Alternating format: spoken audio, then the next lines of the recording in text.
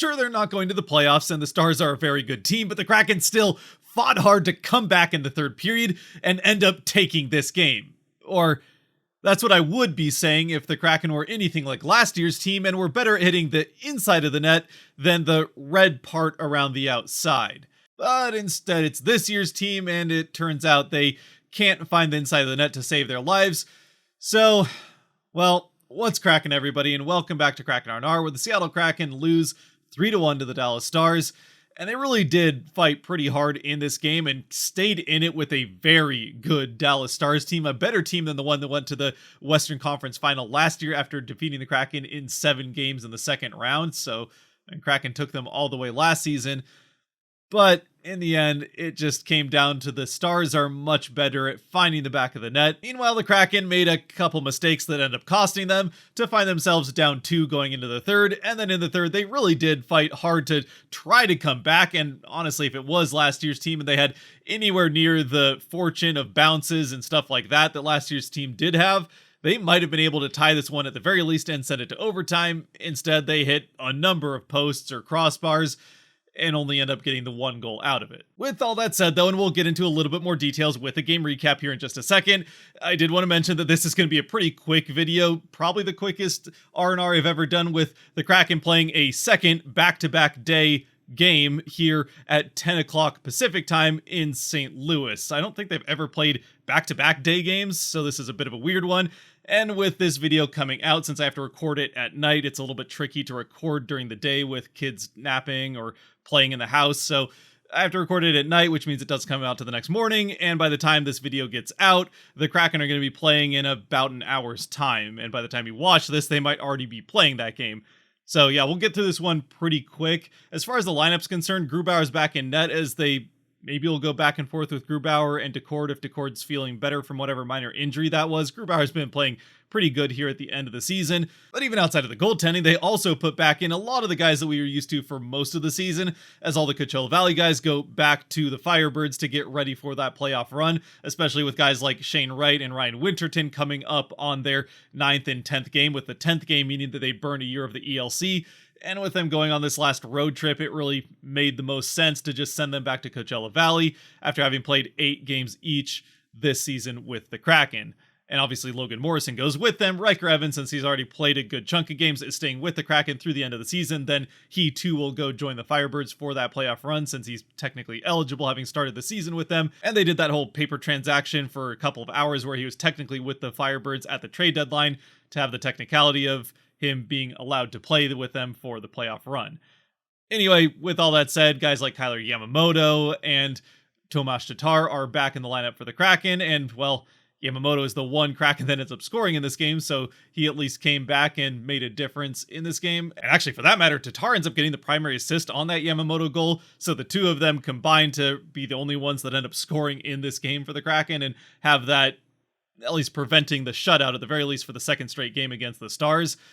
Either way, like I said, even in spite of the Kraken inability to score until late in the third, they really did play a pretty good game against a very good Stars team who were wearing their neon jerseys, which personally I'm a big fan of. I think those jerseys are awesome, which, yes, I'm well aware those jerseys are a bit polarizing amongst NHL fans and even Dallas Stars fans, but yeah, personally I really like them, especially with the black helmets. It's just a cool look that the Stars have there.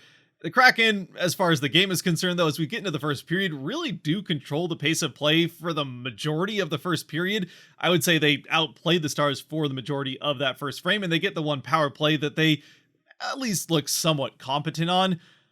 But, well, it looks like we're going to get to the first intermission with the score still even, with Ottinger playing very well in net and Grubauer making a couple good saves for the Kraken at the other end.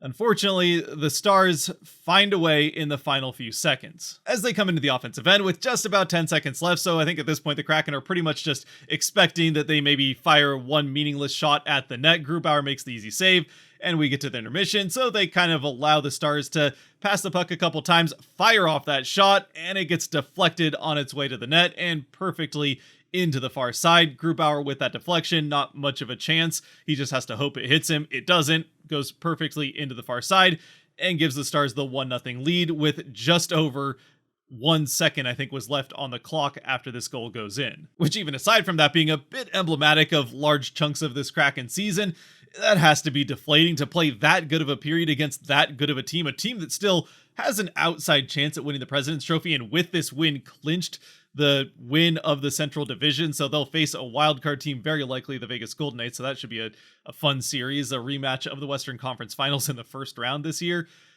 Either way, it still ends up coming up with that 1-0 deficit in just those last couple seconds, as the Kraken, deflated, have to go to the locker room, and to their credit, they come back out fighting again in the second period. They get another power play, and once again aren't able to score on it. The second period is a bit more back and forth, unlike the first. I mean, the first had still the Stars did get some chances, but the second period for the first half of it is a lot more back and forth, where the first was a little bit more lean towards the Kraken.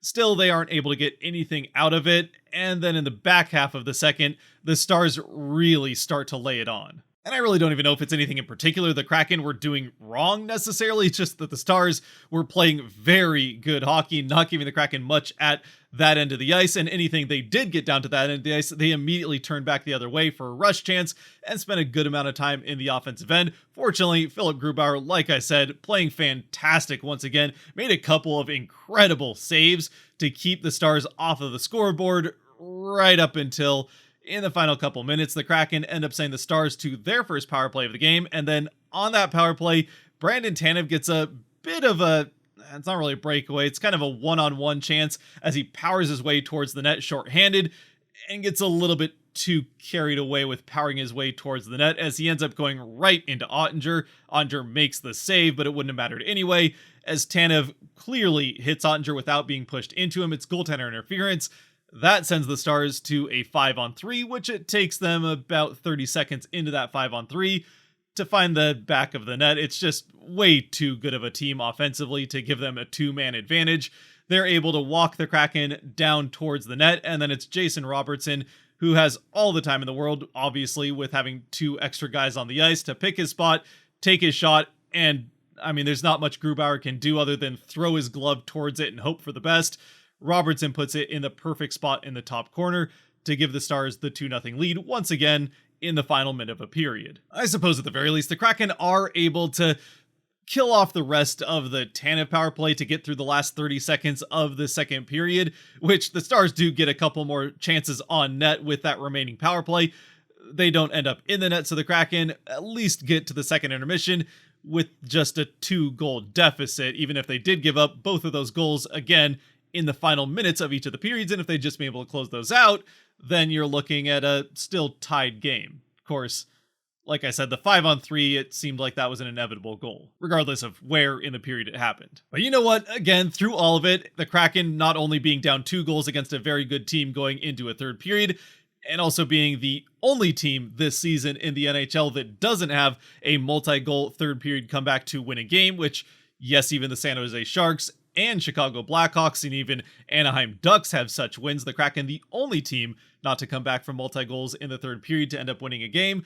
They really did fight back to try to make it happen in this one. They get a number of chances, and like I said in the open, put a few off of the post. Bjorkstrand had an incredible spin move to get a very good chance. He puts that off the post. McCann, I think, puts one off the post. Burakovsky had a pretty good game. He might have put one off the post. There was a lot of plumbing being hit. I mean, through the middle of this period, they were ringing the pipes like it was a church bell at noon. They just couldn't get one to go into the net. Weirdly, the only time they didn't come close to scoring was when they got another power play in the back half of this third period. That really never goes much of anywhere. And then after that power play comes to an end, a little bit after, not immediately after it comes to an end, but the Stars back the other way, get a chance on net on the rush, which they're very good at creating those rush chances. Grubauer either makes the save or goes off the side of the net. I think it might have gone off the side of the net, but it hardly matters because either way, Miro Heiskanen, who had gotten in tight to take that shot in the first place, just picks the puck right back up, goes around the net, wraps it around the far side, and while it's not a traditional wraparound, he doesn't wrap it around inside the post along the ice. He goes right out to the far side and fires off the shot from a tight angle. I think it goes off of Grubauer a little bit as he tries to adjust to that side. Either way, it ends up in the net past him to give the Stars the 3-0 lead. And At that point, yeah, there's just really no hope of the Kraken coming back. Again, though, for what it's worth, the Kraken didn't act like this game was completely doomed, as they do press even harder than ever after this goal goes in, and eventually they are able to break up the shutout with that goal that I said. They get it down into the offensive end. Eventually the Stars end up with it, but turn it over as they try to fling it up along the boards. Tatar cuts that off and then fires it towards the net, where Yamamoto has his stick on the ice. It goes off of Yamamoto's stick and into the far side past Ottinger, to give the Kraken their one and only goal for this game. For Yamamoto, it's his 8th of the season, and yeah, it had to feel good for him coming back into the lineup after quite an extended time riding the bench since those guys came up from Coachella Valley a few weeks ago. And the Kraken continued to press, as it didn't seem like they were done there, but with about 4 minutes left in the game, maybe even under 4 minutes left, they end up sending the Stars to a power play, which does effectively ice it at that point. Unless the Kraken score a couple shorthanded goals on this penalty kill, then they aren't coming back in this game. They do at least kill it off. They don't allow the Stars to score again, either during that power play or when they go empty net for the final minute-ish of the game. And eventually we get to that 3-1 final score.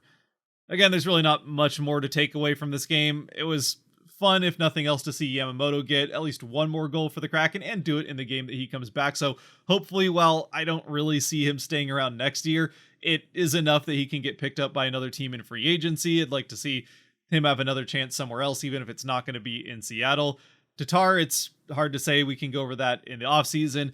As for this game, yeah, not a lot of takeaways other than Grubauer played pretty well, so hopefully he continues that through the end of the season and can use that as a catalyst to really get off to a good start next year. But with the game coming up here in just a few minutes, or already happening, or maybe even already over by the time you're watching this video, against the Blues, let's just get to the Kraken 3 stars, which as always are brought to you by the patrons over on Patreon. So if you want to help decide Kraken 3 stars, or realistically at this point, if you just want to join to help decide the Kraken awards at the end of the season when we get there in just a couple more games time, you can help support a little bit more down on Patreon as well. And there'll be some stuff over the summer, some deciding of which 101 videos I do and things like that. Are still kind of working on what's going to happen over the summer, but there will be some 101 videos. Either way, with the 3 stars in this game, the first one for me has to be Philip Grubauer. He really did have a fantastic game and kept the Kraken in this one as much as he could.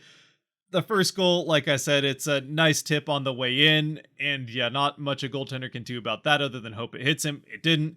The 5-on-3, it's a 5-on-3 against a very talented offensive team in the Stars, so you kind of expect a goal to happen one way or another there. Say what you will, I think Grubauer had a fantastic game. He certainly made a couple of big saves. He made a save on a shootout chance or a penalty shot chance, as there was one that did get past him that Borgen and Alexiak jumped on. Unfortunately, jumping on it and freezing it as a player in the crease is not allowed. You have to be the goaltender to jump and freeze the puck in the crease. It still did save a goal and then gave Grubauer a chance with the penalty shot to keep that goal off the board, which he was able to do. Either way, fantastic game from Grubauer. Second star, I'll go with Yamamoto. Kind of cool again, like I said, seeing him get that one goal to at least prevent the shutout and doing it in his return after sitting on the bench for quite a while. So yeah, if he had any rust to knock off, he was able to do it in the first 2 periods and then score that goal in the third. And as for a third star, what the heck, I'll give it to Tatar, who did create the turnover that had that chance in the first place. So we'll go Grubauer 1, Yamamoto 2, and Tatar 3. And yeah, that's kind of how things are going. 2 guys that have been on the bench for the last couple weeks come in and are 2 of the best players for the Kraken in this game. Still, they did play a pretty good game and kept it tight against a good team, so not really that bad of a game, I guess, in the long run. Let me know what you think, though, down in the comment section below, and we'll be back at it with a little bit more thorough R&R against the Blues, hopefully with a more positive game to talk about and some more Kraken goals. Until then, though, stay safe out there, be good to each other, God bless, and go Kraken.